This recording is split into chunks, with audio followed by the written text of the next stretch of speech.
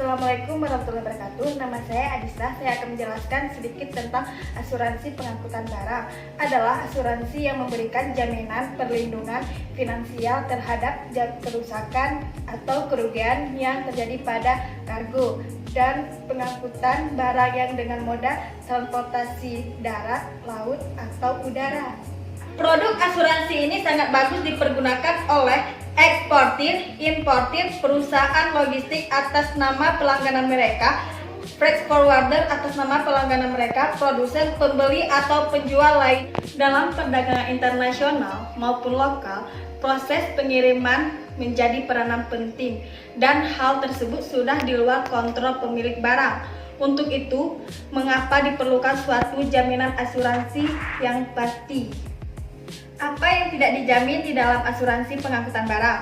Kerugian, kerusakan, atau biaya diakibatkan oleh tertanggung melakukan kesalahan yang disengaja disebabkan oleh sifat-sifat alamiah atau sifat barang yang diasuransikan itu sendiri. Kebocoran biasa, berat, atau volume yang susut, dan keausan. Manfaat dari asuransi laut. Polis asuransi pengangkutan atau asuransi laut menjamin kerugian-kerugian yang diakibatkan oleh kejadian-kejadian yang secara kebetulan datang dari luar. Polis asuransi laut menyebutkan risiko-risiko yang dijamin. Jika kerugian terjadi akibat risiko tersebut, maka asuransi akan memberikan penggantian.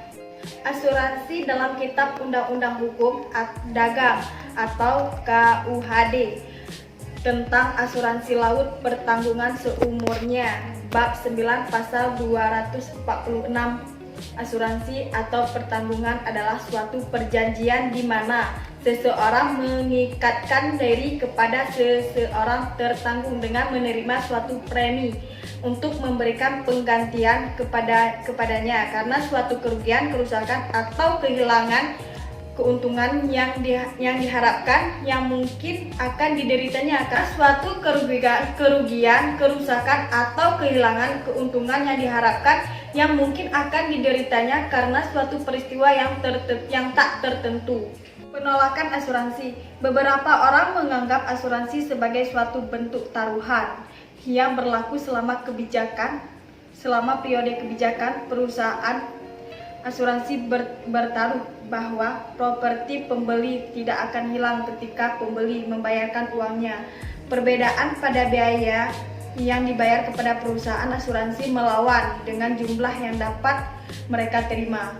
Bila kecelakaan terjadi, hampir sama dengan bila seseorang bertaruh di balap kuda, misalnya 10 dibanding 1. Karena alasan ini, beberapa kelompok agama termasuk Amis menghindari asuransi dan bergantung kepada dukungan yang diterima oleh komunitas mereka ketika bencana terjadi dalam komunitas.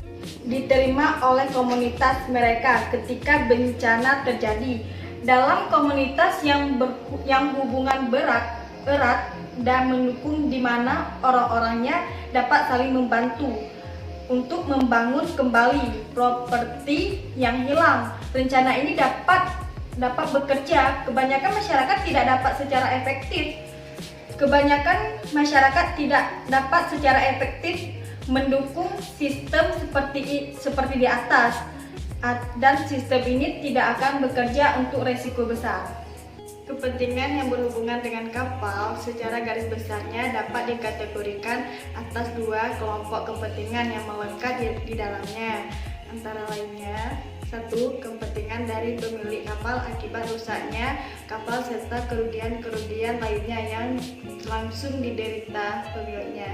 2. Kerugian pemilik kapal akibat tanggung jawabnya kepada pihak lain yang terjadi selama ia mengoperasikan kapalnya.